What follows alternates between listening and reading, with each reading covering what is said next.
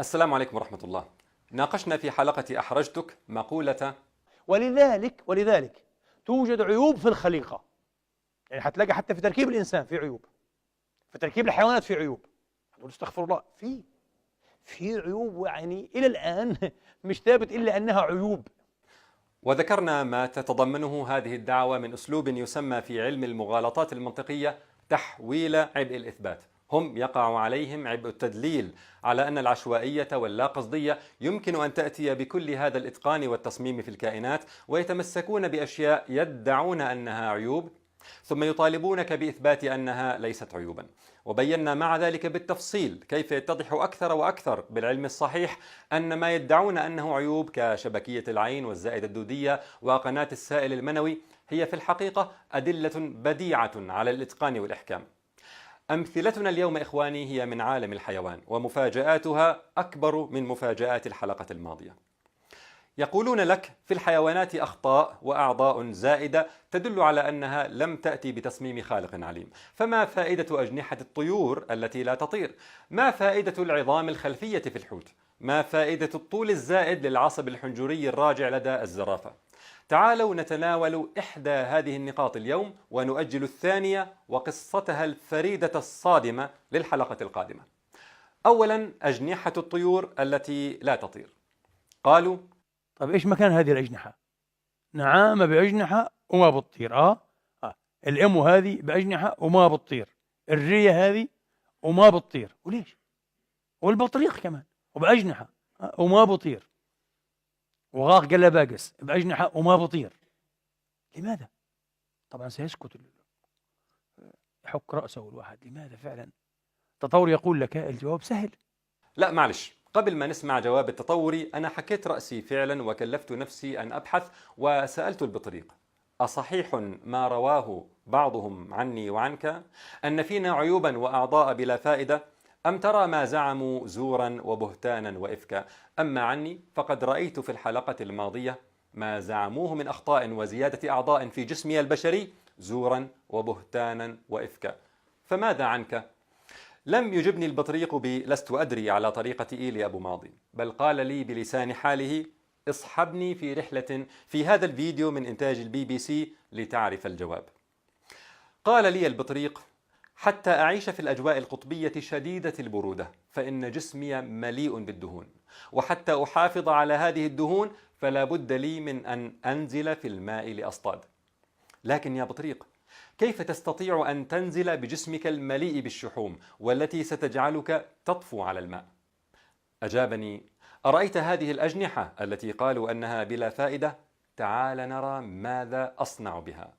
انظر إلي وأنا أضرب بها الماء فأغوص بسرعة عالية عميقا عميقا في البحر تماما كما الطائر في جو السماء. انظر إلي وأنا أستخدم أجنحتي لأتوجه يمنة ويسرة كما أريد.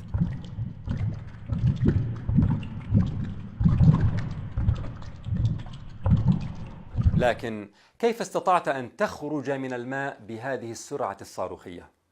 أجابني البطريق: أرأيت هذه الأجنحة نفسها التي زعموا أنها بلا فائدة؟ إنها مصممة بشكل عجيب. انظر إلي ماذا سأفعل. سأصعد لأسبح وأتقلب عند سطح البحر أولا. أتدري لماذا؟ لأملأ ريش أجنحتي بفقاعات الهواء. يساعدها على ذلك أن لدي غددا تفرز عليها مادة دهنية عازلة للماء. انظر إلى فقاعات الهواء وهي تتجمع بين الريش. ثم سأنزل في الماء مرة أخرى حتى يقوم الماء بضغط أجنحتي وما حوته من هذه الفقاعات، وهذا يقلل كثافة جسمي. فالآن أستطيع أن أصعد إلى سطح البحر بسرعة هائلة مطلقا فقاعات الهواء كأني طائرة نفاثة، وهذه الفقاعات تقلل احتكاك جسمي بالماء فتسهل خروجي.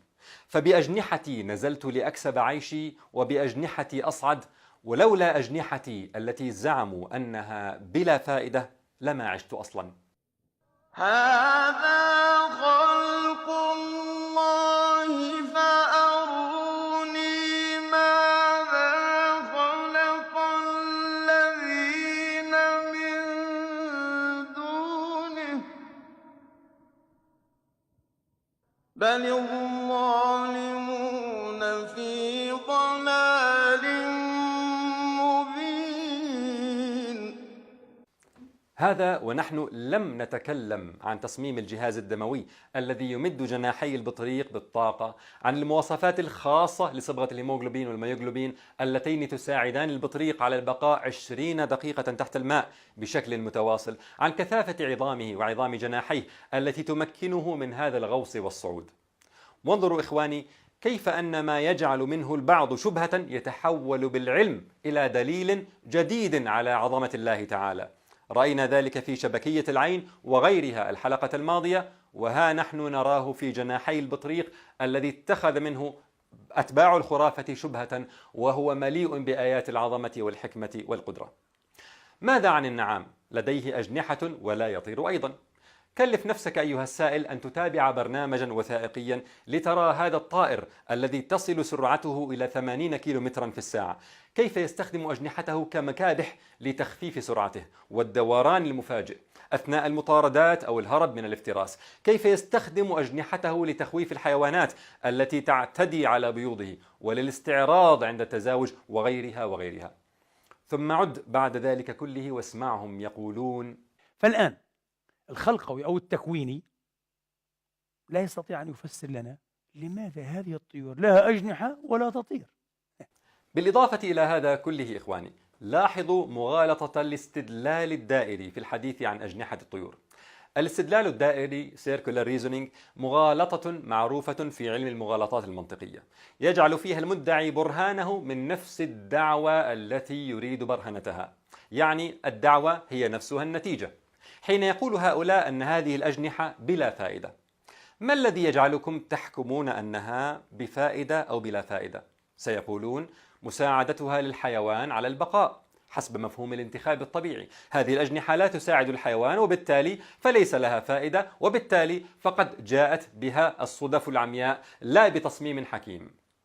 يعني افترضوا أن خرافة التطور صحيحة، وبالتالي فمعيارها فيما له فائدة وما ليس له فائدة معيار صحيح وهو مساعدته على البقاء، فحكموا بأن هذه الأجنحة بلا فائدة لأنها لا تساعد على البقاء بزعمهم، وبالتالي فلا خلق عن قصد، إذن فالتطور صحيح. هذا هو الاستدلال الدائري، وهو يشبه أن أقول لك أنا صادق، وبما أني صادق فإن قلت لك أني لا أكذب فأنا صادق في هذه الدعوة، وبالتالي فأنا صادق. الدليل مأخوذ من الدعوة نفسها. فنقول لهم المنظومة الإيمانية المنسجمة المتوافقة مع العلم الصحيح الخالية من مغالطاتكم تقول أن الخالق يخلق أشياء للجمال، فقال في أصناف من الحيوانات ولكم فيها جمال حين تريحون وحين تسرحون. فحتى لو افترضنا أن أجنحة وذيول الطيور الجميلة كالطواويس وغيرها لا تساعد على البقاء، وحتى لو افترضنا أنكم اطلعتم على أحاسيس هذه الطيور وميولها الجنسية وأثبتتم أنها لا تساعد في التزاوج، فيكفي أنها تدل العقلاء على أن لهذا الجمال خالقا.